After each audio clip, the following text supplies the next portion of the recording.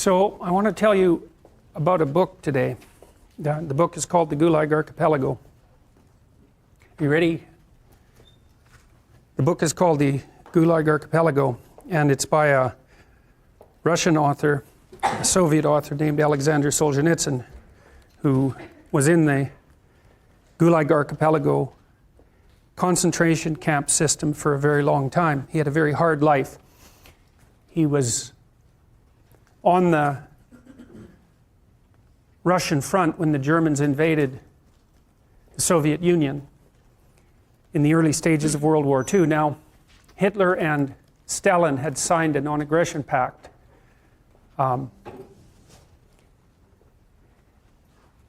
And Hitler invaded the Soviet Union anyway. And from what I've been able to understand, the Soviets had prepared an invasion force for Europe at that point, but were not concerned with having to defend their territory, and so they were caught completely unawares by Hitler's move.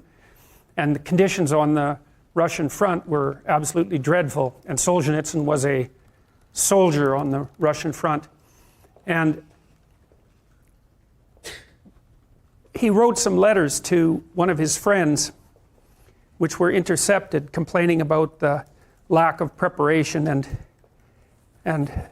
using bitter, dark humor to describe the situation. And the consequences of that was that he was thrown into a work camp.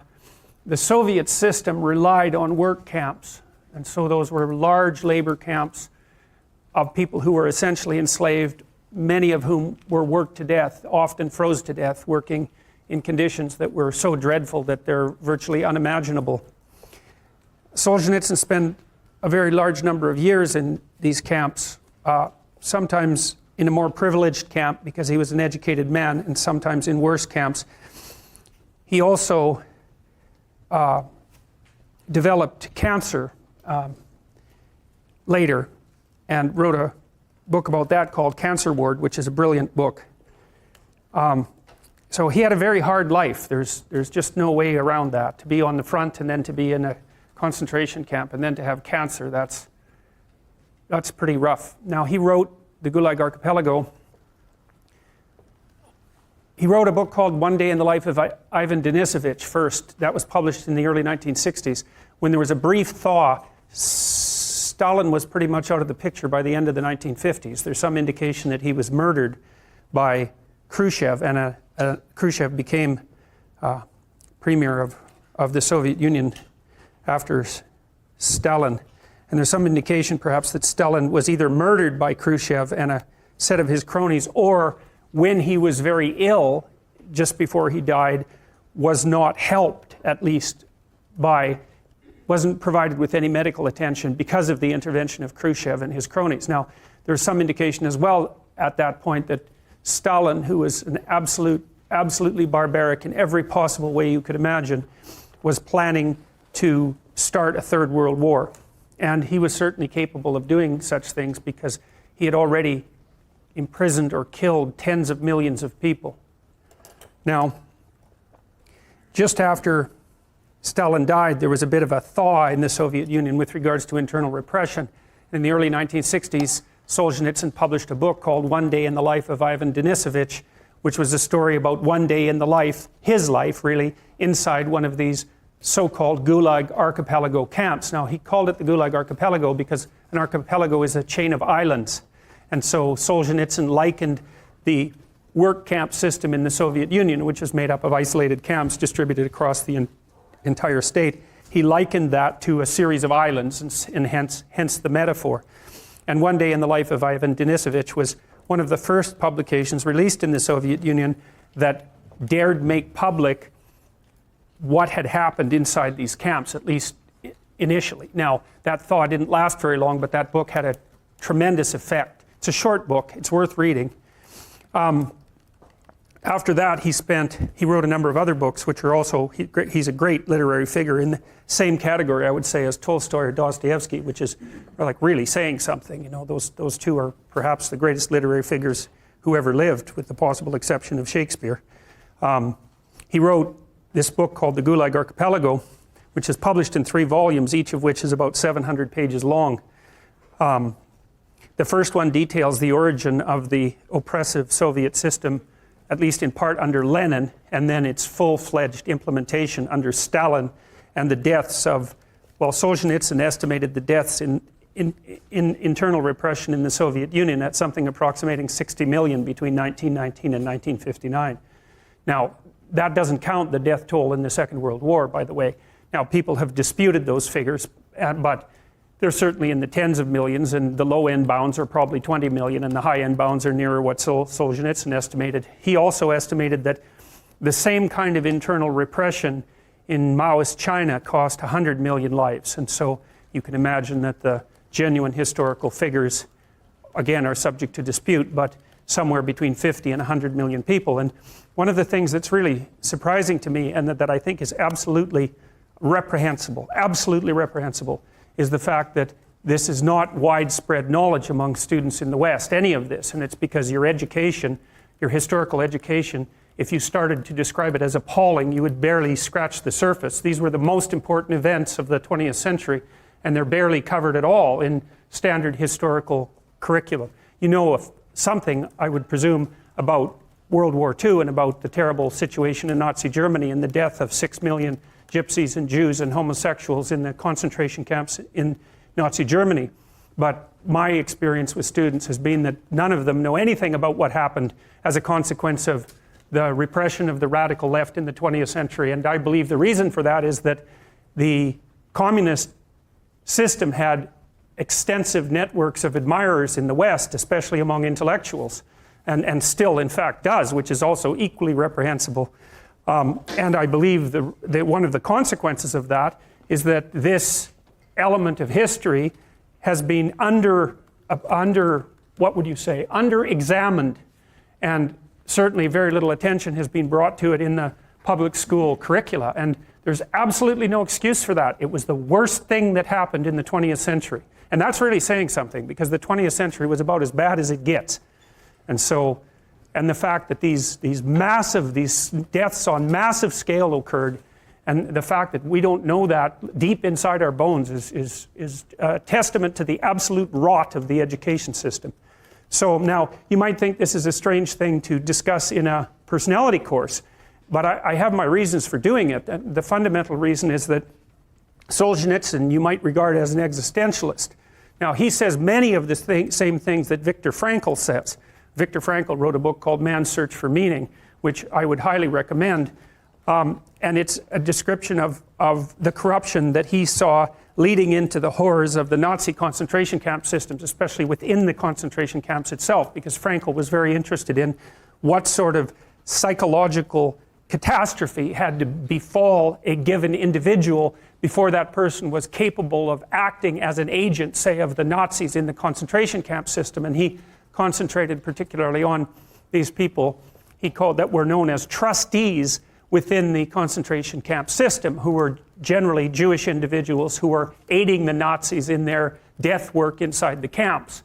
Now, what Frankl did, because he was also existentially oriented, was attempt to draw a parallel between the individual psychology and the mass pathologies of the state.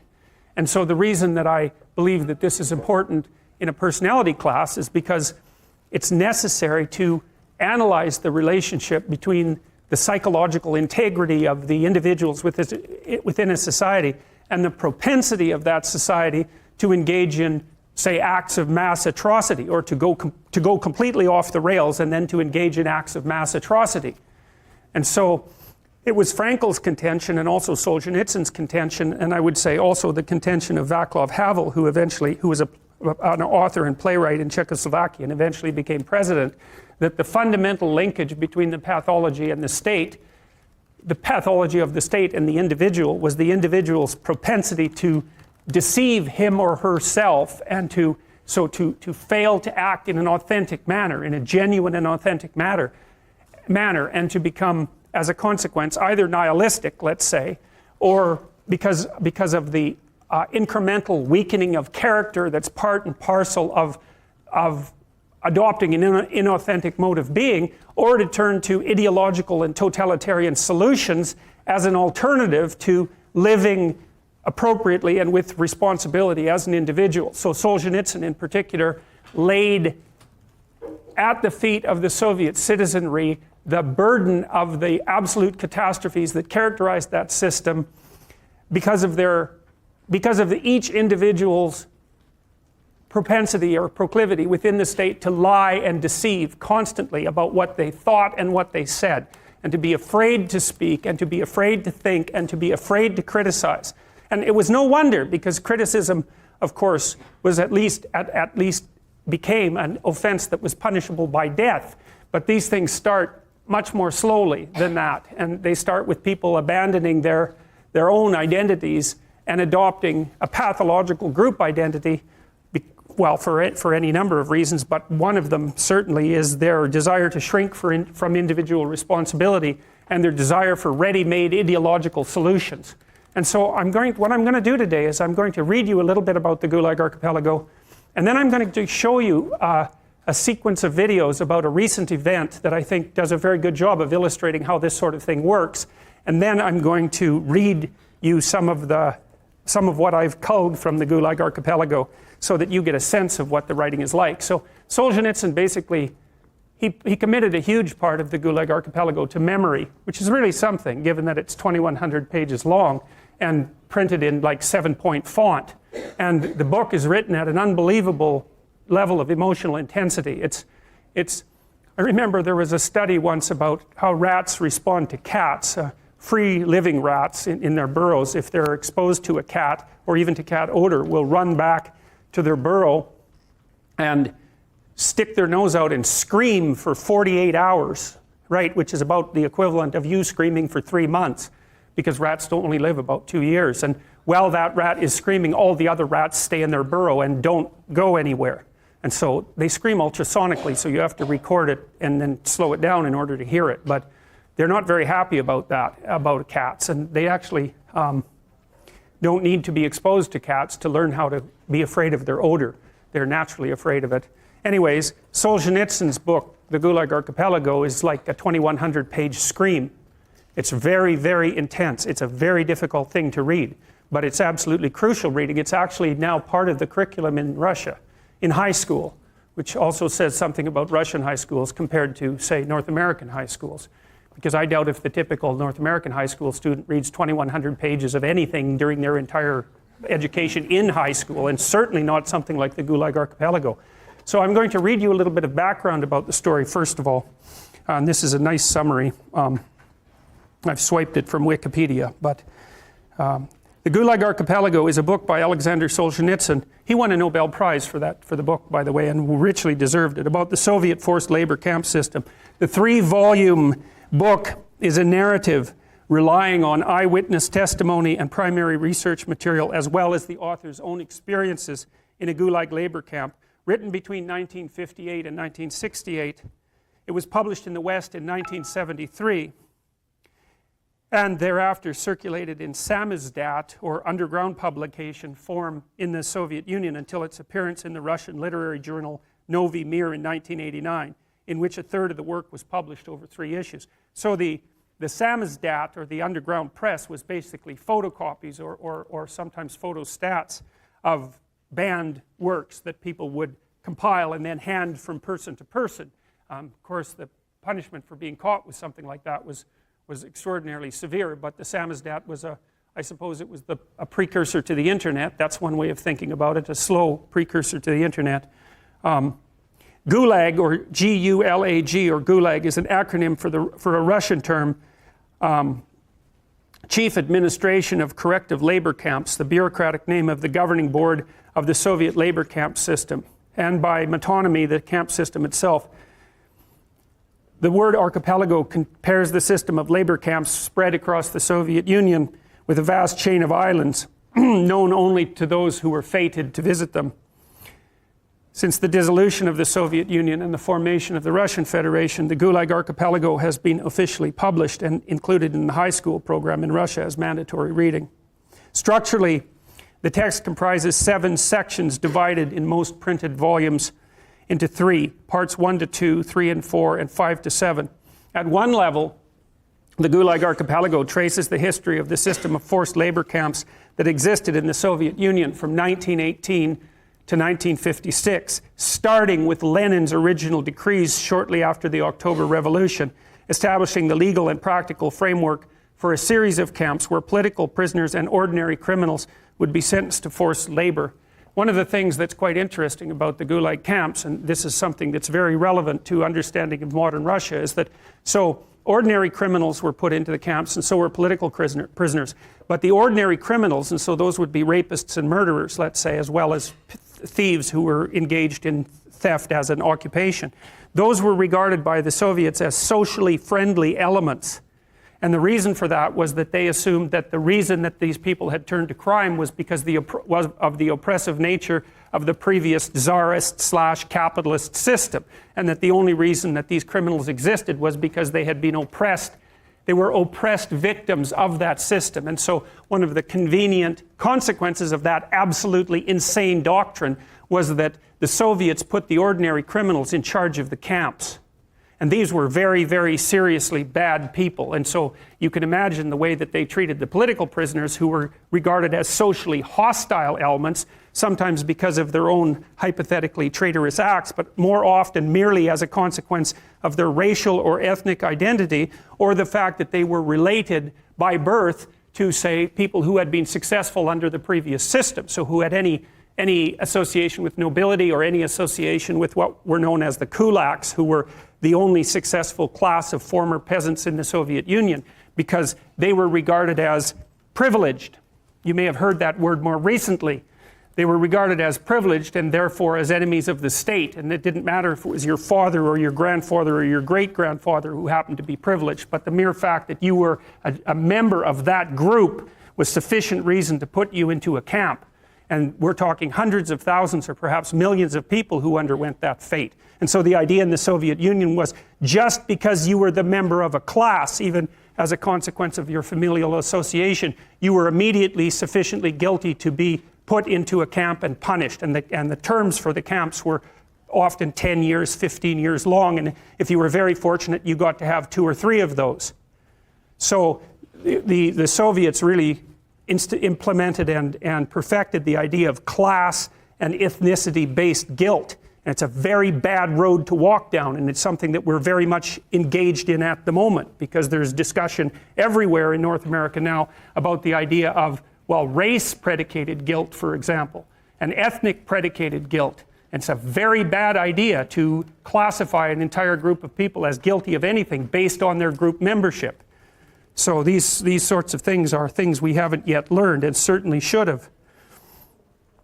Now, the other thing that was very interesting about the Soviet, especially about the Gulag Archipelago, you see, it was released in the West in about 1973 or thereabouts. Now, the student movement of the 1960s was very much influenced by Marxist and communist doctrine, and that was especially the case in France, where the most reprehensible intellectuals of the 20th century have emerged, including all the damned postmodernists who've occupied the universities now, as far as I can tell. And what happened essentially in France was that the Marxist/communist students were attempting to foment revolution, but what happened, and that peaked in about 1968, and what happened was, at least in part as a consequence of Solzhenitsyn's revelations, the idea that the Soviet model, or the Maoist model, for example, could be used as an example of the working people's utopia was completely and catastrophically, and at least in principle, finally undermined. Now, there had been, see, because the Western leftist intellectuals, right from 1919 forward, turned a blind eye to what was happening in the Soviet Union. Now and then they were invited there, even people who were very well regarded in the West were often invited, and who were sympathetic to the Soviet Union, were often invited there for a visit, and the Soviets would do the same thing the North Koreans do now when they invite foreigners to visit, which is that they would set up fake places for them to visit, called Potemkin villages, where everyone was thriving and doing well. The Nazis did the same thing with the concentration camps to begin with, especially the ones they established for children, and they would invite dim-witted leftist Western intellectuals to come to the Soviet Union and see the wonderful paradise that had been set up for everyone, which was a complete and utter facade and sham, and then they would go back to the West and report on how the utopia was progressing precisely according to the Marxist doctrines. And we knew from the 1930s forward, because Malcolm Muggeridge did this to begin with, who investigated what was going on in the Soviet Union, I think for the Manchester Guardian, and he started reporting in the late 1910s and then the early 1920s, if I remember correctly. It was approximately in that period, maybe a bit later. He recorded what was happening when the Soviets attempted to collectivize the peasant farmers. And so what they did was take all these people who were previously serfs, right, only a couple of decades previously, which was not much better than being a slave. You were basically property, and that was happening until about 1880 or thereabouts. The serfs were emancipated. Many of them ended up holding their own land, right, so the land was distributed from the nobles to the peasantry. That was something that Leo Tolstoy was involved in. And by the time the Soviet Revolution came around, which would be at the latter part of the 1910s, after the First World War, the peasant class had actually established farms, of course, varying productivity. Some of the peasant farmers were very, very good at being farmers and produced a huge proportion of Russia's and Ukraine's food. Because one of the things, we'll talk about this later as the class progresses, one of the things that you'll find if you look at creative production in any domain, it doesn't matter, artistic domain, food production, novels written, novels sold, money generated, number of companies generated, number of goals scored in hockey, etc. Number of paintings painted, number of compositions written, anything like that, where the fundamental underlying measure is human productivity, what you find is that a very tiny percentage of people produce almost all the output. It's called a Pareto distribution, P-A-R-E-T-O, and it was studied in detail in scientific productivity by someone named de Sola Price. It's a square root law, so here's the law fundamentally. If you look at the number of people who are in a given domain, who are producing in a given domain, the square root of the people produce half the product. So that means if you have 10 employees, 3 of them do half the work, but if you have 10,000 employees, 100 of them do half the work. Right, it's a very, very vicious statistic. And you won't learn about that in psychology for reasons I have no idea about, because you learn about the normal distribution and not the Pareto distribution. But Pareto distributions govern, for example, the distribution of money, which is why 1% of the people in the general population have the overwhelming amount of money, and 1/10 of that 1% has almost all of that, right? So I think it's like the richest 100 people in the world have as much money as the bottom 2.5 billion. And you think, well, that's a terrible thing, and perhaps it is, but what you have to understand is that that law governs the distribution of creative production across all creative domains, right? It's something like a natural law. And we'll talk about that more, but imagine what happens when you play Monopoly. You've all played Monopoly. What happens when you play Monopoly? One person ends up with all the money. All right, then you play another game of Monopoly. What happens? One person ends up with all the money. It's actually the inevitable consequence of multiple trades that are conducted randomly. So if you take 1,000 people and you get them to play a trading game, you each give them $100, say, or $10, and they have to trade with another person by flipping a coin. I win the coin toss, you give me $1, you win, I give you $1. If we all play that long enough, one person will end up with all the money and everyone else will end up with zero.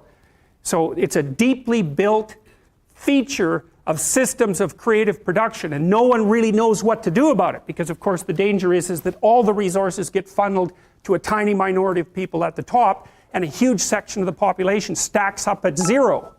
But to blame that on the oppressive nature of a given system is to radically underestimate the complexity of the problem. No one actually knows how to effectively shovel resources from the minority that controls almost everything to the majority that has almost nothing in any consistent way, because as you shovel money down, it tends to move right back up, and it's a big problem. Anyways, the reason I'm telling you about that is because after the peasants were granted their land and started to become farmers, a tiny minority of them became extremely successful, and those people produced almost all of the food for Russia and the Ukraine. So what happened in the 1920s when bloody Lenin came along and collectivized the farms was that they defined the kulaks, who were these tiny minority of successful farmers who maybe had a brick house and were able to hire a couple of people and had some land and some livestock and were very productive people.